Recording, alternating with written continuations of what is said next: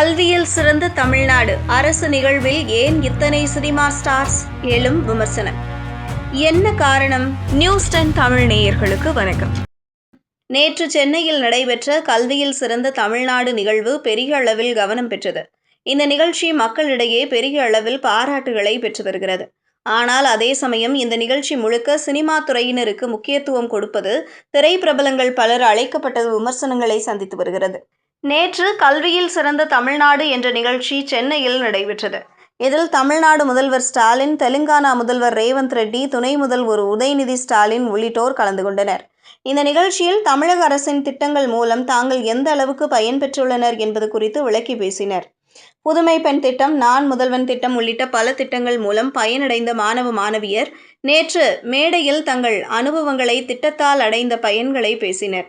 இந்த நிகழ்வில் மாணவ மாணவியர் பலர் உணர்வுபூர்வமான கருத்துக்களை பகிர்ந்தனர்.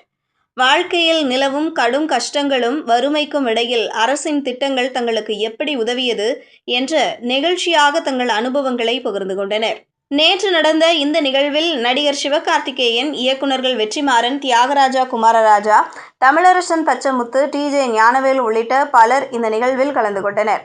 இந்த நிகழ்வில் அவர்கள் பேசிய விஷயங்கள் பெரிய அளவில் கவனம் பெற்றது. உதாரணமாக, புதிய கல்விக் கொள்கைக்கு எதிராக வெற்றிமாறன், தியாகராஜா குமாரராஜா பேசியது, நான் 2 டிகிரி வச்சிருக்கேன், எனக்கு சினிமா போனா கூட வேலை கிடைக்கும் என்று சிவகார்த்திகேயன் பேசியது போன்ற விஷயங்கள் கவனம் பெற்றது. இப்படி இந்த நிகழ்ச்சி மக்களிடையே பெரிய அளவில் வரவேற்பை பெற்றுள்ளது. ஆனால் அதே சமயம் இந்த நிகழ்ச்சி முழுக்க சினிமா திரைத்துறையினருக்கு முக்கியத்துவம் கொடுப்பது, திரைப்பிரபலங்கள் பலர் அழைக்கப்பட்டது விமர்சனங்களை சந்தித்து வருகிறது. அரசு நடத்தும் கல்வி சார்ந்த விழாவில் சினிமா பிரபலங்களுக்கு ஏன் முக்கியத்துவம் தருகிறார்கள் என்ற கேள்வி வைக்கப்படுகிறது. பல எழுத்தாளர்கள் உள்ளனர், IAS, IPS அதிகாரிகள் உள்ளனர்.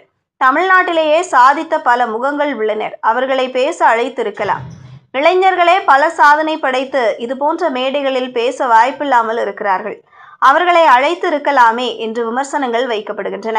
இன்னும் ஒரு சாரார் கல்லூரிகளில்தான் இன்ஸ்டாகிராம் பிரபலங்களை அழைக்கிறார்கள். அரசுமா இப்படி சினிமா பிரபலங்களை பயன்படுத்த வேண்டும் என்று விமர்சனங்கள் வைக்கிறார்கள்.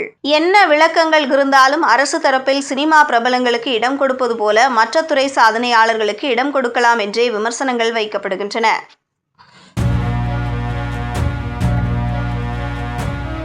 செய்திகளை உடனுக்குடனும் துல்லியமாகவும் தெரிந்து கொள்ள நியூஸ் 10 தமிழ் சேனலை பின்தொடருங்கள்.